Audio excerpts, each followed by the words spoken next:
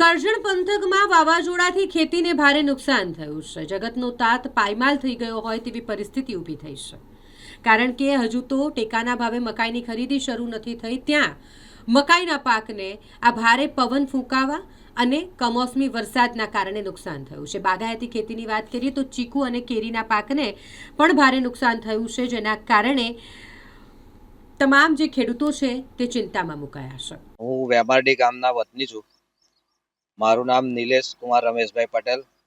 હું ખેડૂત છું જાતે, અને આ ગત રોજ જે વાવાઝોડું આવ્યું છે એનાથી આપણી ખેતરમાં જે નુકસાની થઈ રહી છે એ તમે જોઈ શકો છો। હવે સરકારે જે ટેકાના ભાવે મકાઈ ખરીદવાની વાત કરતા હતા એ ખરીદી હજુ શરૂ કરી નથી। એ પહેલા ખાનગીની અંદર 1600 માં 1700 વેપારીઓ મકાઈ લઈ જાય છે। હજુ મકાઈની વાવણી લવણી કરવાની હતી ને આ વાવાઝોડામાં ખેડૂતોને નુકસાન થયું છે। તો આજ રોજ મારી સરકારને વિનંતી છે કે ટેકાના ભાવે જેટલી જલ્દી ખરીદી કરે એટલું સારું।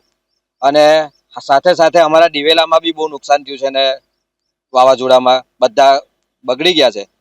તો સરકારને વિનંતી છે કે જેટલી જલ્દી આ ટેકાના ભાવે મગફળીની ખરીદી કરે એવી અમારી વિનંતી છે। હું પટેલ અશ્વિન શાંતિલાલ કંડારી।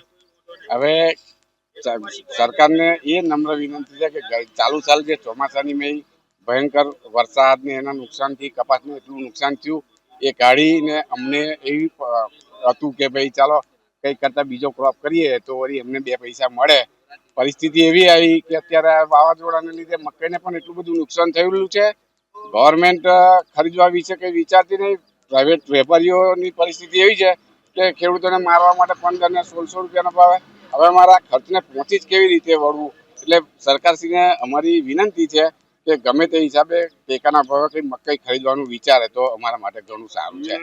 અને જે બીજી વાત કરીએ તો જે દિવેલાના ક્રોપ છે કે તુવેરના ક્રોપ છે એને પણ એટલું બધું નુકસાન થયેલું છે વાવાઝોડાથી। તો સરકાર આ ટેકાના ભાવે કંઈક ખરીદવાનું વિચારે તો ખેડૂતની કંઈક ઠેકવાનું કમરનું ઠેકવાનું પડે, બાકી ખેડૂતને એટલું બધું નુકસાન છે કે તેની તમે કલ્પના ના કરી શકો।